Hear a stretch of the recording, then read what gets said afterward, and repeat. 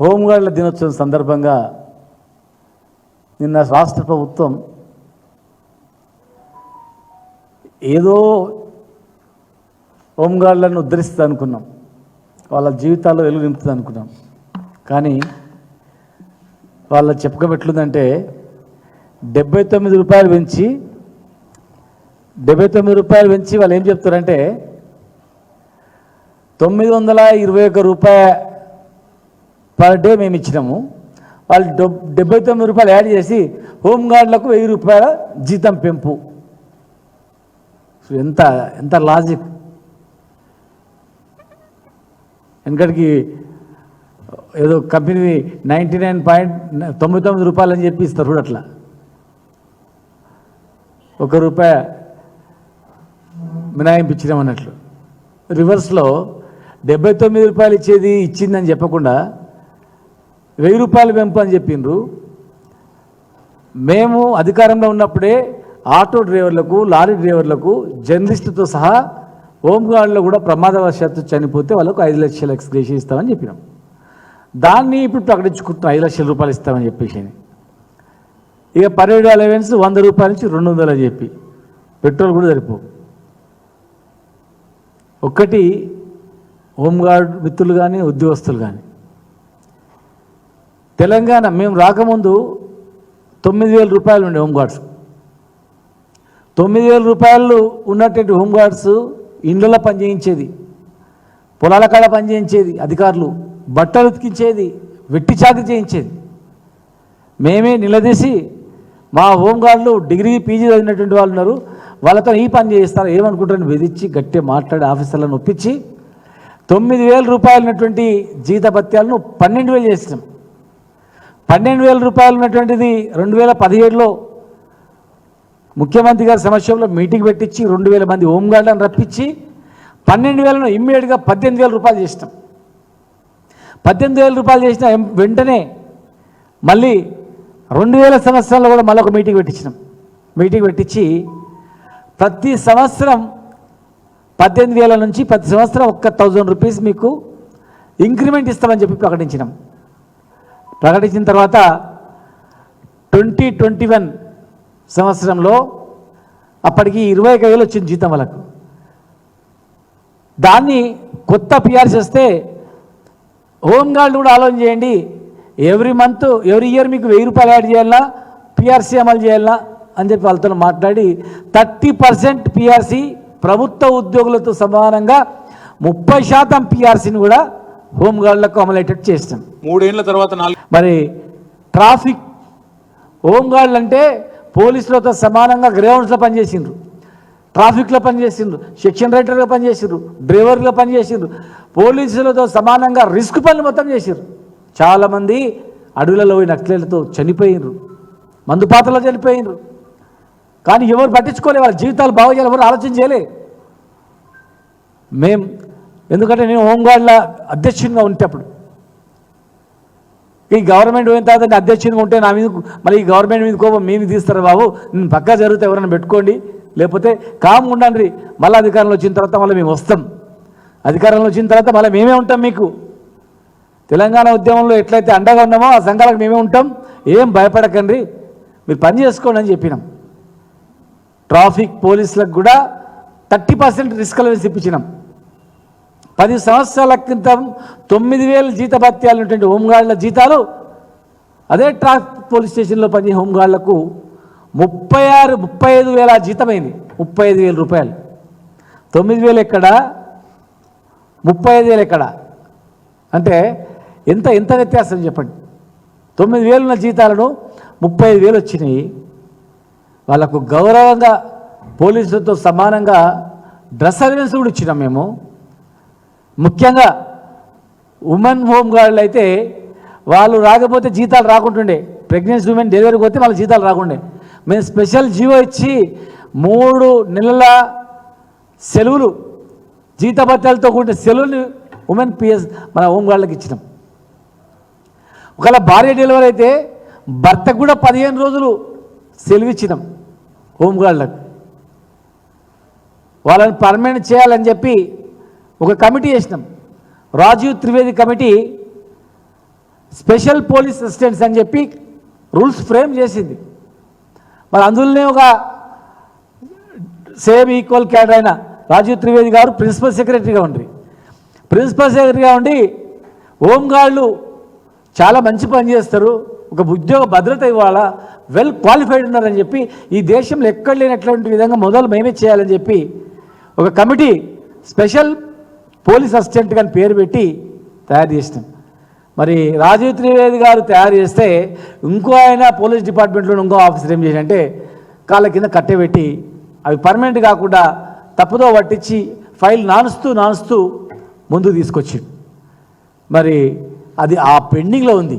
మేమేమనుకున్నామంటే ఈ ప్రభుత్వం హోంగార్డులకు శుభవార్త ఇస్తుంటే ఒక మాజీ అధ్యక్షునిగా వాళ్ళ వెల్ఫేర్ చూసిన వ్యక్తిగా తెలంగాణ ఉద్యమం వాళ్ళని కూడా పాల్గొన్నటువంటి ఉద్యమకారులు చూసి స్పెషల్ పోలీస్ అసిస్టెంట్లు అనేటివి వాళ్ళకి ఇస్తారేమో ఆర్డర్స్ అనుకున్నాం, వాళ్ళు పర్మనెంట్ చేస్తారేమో అనుకున్నాం. రవీందర్ అనే ఒక హోంగార్డు చనిపోతే ఇదేవి పెద్దలు ఈనాటి ముఖ్యమంత్రి గారు కూడా గాంధీ హాస్పిటల్కి వెళ్ళి మేము అధికారంలోకి వచ్చిన 3 నెలల్లో హోంగార్డులను పర్మనెంట్ చేస్తామని చెప్పారు. మరి గాంధీ హాస్పిటల్ దగ్గర పర్మనెంట్ చేస్తామని చెప్పినటువంటి మాట ఎక్కడ పోయింది? చాలామంది మా హోంగార్డులు నిజంగా ఈ ప్రభుత్వం అధికారంలోకి వస్తే 3 నెలలే చేస్తామంటారు కదా, 3 నెలలని మీరు పర్మనెంట్ అవుతారేమో అని చెప్పి ఆశతో కొంతమంది హోంగార్డు కుటుంబాలు మీకు ఓట్లు వేసిండ్రు. మరి గాంధీ హాస్పిటల్లో మీరు మాట్లాడిన మాట తప్పి వాళ్ళని పర్మనెంట్ చేయకుండా 79 రూపాయలు పెంచి 1000 రూపాయలు చేసినామంటే అదేం అర్థమో అదేం లాజిక్ మాకు అర్థం కాలే. చనిపోయినటువంటి వాళ్లకు కారుణ్య నియామకాలు ఉన్నాయి, అవి మొత్తం ఆర్డర్స్ ఇస్తారనుకున్నాం, ఇవ్వలే. అసెంబ్లీలో చాలామంది మీ అధికారంలోకి వస్తే చిన్న కారణాల వల్ల ఆంధ్రప్రదేశ్ గవర్నమెంట్లో ఉద్యోగాలను తొలగించినటువంటి హోంగార్డులను 1500 1400 అందరిని మేము వెంటనే తీసుకుంటామన్నారు. మరి ఆ కుటుంబాలు కూడా మీకు ఓటేస్తే మరి అవన్నీ ఏమైనాయి? ఉట్టి మాటలేనా? ఈరోజు నేను డిమాండ్ చేస్తూ ఉన్నా, ఆ రోజు మేము గవర్నమెంట్లో ఉన్నప్పుడు ఆనాటి principal secretary special police assistants అని వీళ్ళని పర్మనెంట్ చేయాలని చెప్పినటువంటి ఫైల్ చేసి వాళ్ళని వెంటనే పర్మనెంట్ ఆర్డర్స్ ఇవ్వాలి. గాంధీ హాస్పిటల్ దగ్గర మీరు ప్రమాణం చేసినటువంటి మాటను గుర్తుపెట్టుకొని వెంటనే వాళ్ళకు పర్మనెంట్ అయ్యేటట్లు హోంగార్డులకు పర్మనెంట్ ఉద్యోగాలు ఇవ్వాలి. రోస్టర్ సరిపోతే కూర్చునే ఒకవేళ రోస్టర్లో సరైనటువంటి సూటబుల్ క్యాండిడేట్స్ లేకపోతే తర్వాత మీరు చాలా వేకెన్సీస్ కూడా ఉన్నాయి, తీసుకోవచ్చు, వీళ్ళని వాడుకోవచ్చు, చేయండి. చనిపోయినటువంటి హోంగార్డుకు 10 లక్షల రూపాయలు ఎక్స్గ్రేషియా ఇవ్వండి. రిటైర్డ్ అయినటువంటి హోంగార్డుకు 10 లక్షల రూపాయలు ఇవ్వండి. 35-40 సంవత్సరాలు పనిచేసి వాళ్ళు ఎట్లా బతకాలా? ఆయన చెమట రక్తం మొత్తం గవర్నమెంట్లు దారం చేసి ప్రజలు దారబోసి ప్రభుత్వంలో పనిచేసి మరి ఉట్టి చేతులతో ఏం తిని బతుకుతాడు ఆ రోజు. ఇలా మీరు ఆరోగ్యశ్రీలు కలుపుతామంటారు, అది కాదు. పోలీసు ఉద్యోగులకు పోలీసు అధికారులకు ఏ రకమైనటువంటి భద్రత ఉందో ఆరోగ్య భద్రత హోంగార్డులకు కూడా ఇవ్వాలా. స్పెషల్ పోలీస్ అసిస్టెంట్గా నియామకాల వాళ్ళకు ఆర్డర్స్ ఇవ్వాలా, పర్మనెంట్ చేయాలా. 10% ఇప్పుడున్నట్టు జీతభత్యాలకు మీరు 10% పెంచి ఇవ్వాలా. చనిపోయిన వాళ్ళకు 10 లక్షలు ఇవ్వాలా. ప్రమాదవశాత్తు మరి రిటైర్మెంట్ 10 లక్షలు ఇవ్వాలా. కారుణ్య నియామకాలు వెంటనే చేపట్టాలా. మరి మీరు దాదాపు 1500 మంది హోంగార్డులు మీరు తీసుకుంటామన్నారు గవర్నమెంట్ రాగానే. ఆంధ్రప్రదేశ్ గవర్నమెంట్లో చిన్న కారణాలు వాళ్ళు తీసుకోలేకపోయారు. మేము కూడా వాళ్ళని తీసుకుందాం అనుకున్నాం, పోలీస్ అధికారులే రకరకాలుగా అడ్డగించారు. మరి మీరు చేస్తామన్నారు కదా, వెంటనే వాళ్ళకు కూడా చేయాలి. కనుక ఇచ్చిన మాట నిలబెట్టుకోవాలని మరి ప్రభుత్వ ఉద్యోగులకు కూడా ఇచ్చినటువంటి ఇంకా మిగిలిపోయినటువంటి పెండింగ్ డిఏలు కూడా మిగతా డిఏలు కూడా వెంటనే విడుదల చేయాలంటే అని చెప్పని హోంగార్డులను వేధించి భయభ్రాంతులకు గురి చేయాలని చేస్తే మాత్రం బాగుండదు. హోంగార్డుల జోలికి ఎవరు వచ్చినా అధికారులను మేము గుర్తుపెట్టుకుంటాం. హోంగార్డులకు ఒక అసోసియేషన్ రూమ్ ఉండాలని చెప్పి డీజీపీ ఆఫీస్లో మేము ఆనాడు డీజీపీ గారు చెప్పి హోంగార్డ్ అసోసియేషన్ వెల్ఫేర్ గురించి ఒక రూమ్ కేటాయించినాం, పెద్ద హాల్ కేటాయించినాం. వాళ్ళకు తాళాల చేతులు ఇవ్వకుండా వేధిస్తూ ఉన్నారు. క్రమశిక్షణ పేరు మీద ఇలాంటి వేధింపులు తగునా? వాళ్ళు మనుషులు గారా హోంగార్డులు? హోంగార్డులకు మేము ఇచ్చిన అసోసియేషన్ను మీరు తాళం వేసుకోవడం ఏంది? హోంగార్డులకు ఎవరు లేరు, వాళ్ళతో వచ్చి వెట్టి చాకరీ చేసుకుందామని మీరు అనుకుంటూ కాక, ఏ పోలీస్ అధికారి అయితే హోంగార్డులను వేధిస్తాడో, హోంగార్డు కుటుంబాలను వేధిస్తారో ఆ పోలీస్ అధికారిని మేము గుర్తుపెట్టుకుంటాం, దానికి తగ్గట్లు మేము చేస్తాం. దయచేసి మరి పోలీస్ డిపార్ట్మెంట్లో కూడా మంచి అధికారులు, పోలీస్ అధికారుల సంఘం కూడా ఉంది, మంచిగా పనిచేస్తూ ఉంది. మీరు పోలీస్ డిపార్ట్మెంట్కే కాకుండా హోంగార్డుల వెల్ఫేర్ కూడా గతంలో మాదిరిగా మీరు పట్టించుకొని ఇవన్నీ కూడా చేయాలని చెప్పని మేము డిమాండ్ చేస్తూ ఉన్నాం. ఇచ్చిన హామీలన్నీ నెరవేర్చాలని చెప్పి మేము డిమాండ్ చేస్తున్నాం. హోంగార్డులను వేధించినట్లయితే ఖచ్చితంగా ఎవరిని కూడా మేము వదిలిపెట్టాం. చదువుకొని ఉన్నతమైన చదువుకొని కూడా మరి ఉద్యోగం దొరకక ఏదో ఉద్యోగం చేసుకుంటున్నారు, మరి వాళ్ళు క్రమశిక్షణతో చేస్తున్నారు, పోలీసులకు సమానంగా పనిచేస్తున్నారు. వాళ్ళన్నీ కూడా మరి వాళ్ళందరికీ ఇచ్చిన మాట తప్పకుండా పర్మనెంట్ చేసి వాళ్ళకు చేయాలి. బూటకమైనటువంటివి 79 రూపాయలు పెంచి 921 రూపాయలకు 79 యాడ్ చేస్తామని చెప్పకుండా మేము 1000 రూపాయలు చేస్తామంటే ఏమైనా అర్థం ఉందా? అర్థపర్థం లేనటువంటివి మీరు అన్నీ సమీక్షించుకొని చేయాలి. లేదంటే ఖచ్చితంగా మరి స్పెషల్ పోలీసులను కూడా మీరు ఇట్లే వేధించిండ్రు, వాళ్ళ మీద నమ్మకుండా వాళ్ళని ఇబ్బందులకు పాలు చేసిండ్రు, సస్పెండ్ చేసిండ్రు. ఆ స్పెషల్ పోలీసులను కూడా ఎవరినైతే వేధించారో వాళ్ళని వెంటనే విధులకు తీసుకోవాలి, క్రమశిక్షణ చర్యలు చేపడతామని చెప్పి వాళ్ళకి ఎవరికైతే మెమోలు ఇచ్చిండ్రో అవన్నీ విత్డ్రా చేసుకోవాలి.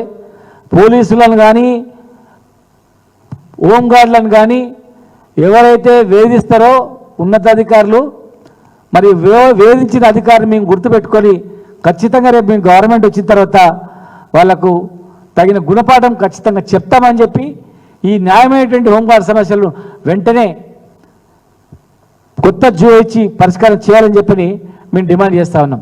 వాళ్ళు 100 మంది రాడికి తయారున్నారు హోంగార్డులు అందరూ కూడా, వాళ్ళకి భయపెట్టిస్తున్నారు. మీరు పోయిందంటే మేము క్రమశిక్షణ చర్య చేపడతామని. అంటే మీరు ఇచ్చిన హామీలు అడిగితే క్రమశిక్షణ చర్యనా? మీరు మాట తప్పకుండా మీరు ఇచ్చిన మాట అడిగితే క్రమశిక్షణ చర్యనా? మనుషులు వేరే వాళ్ళు మీతో పోలీసుతో సమానంగా పనిచేస్తారా వాళ్ళు? ఇలాంటివి వేధింపులు అనేటివి ప్రశ్నించే వాళ్ళని వేధించడం మాట్లాడేది సమంజసం కాదు. దయచేసి ఇవన్నీ నెరవేర్చకపోతే మరి వాళ్ళు వెంటనే తిరుగుబాటు చేసేటువంటి అవకాశం కూడా ఉంటుంది గ్యారెంటీగా. స్పెషల్ పోలీసులు మాదిరిగా వాళ్ళు తయారున్నారు. భవిష్యత్తులో మరి అది జరగకుండా ఉండాలంటే ఇవన్నీ ఓ న్యాయమైన డిమాండ్లు పరిష్కరించేయాలని చెప్పి మీ ద్వారా తెలియజేస్తుంది.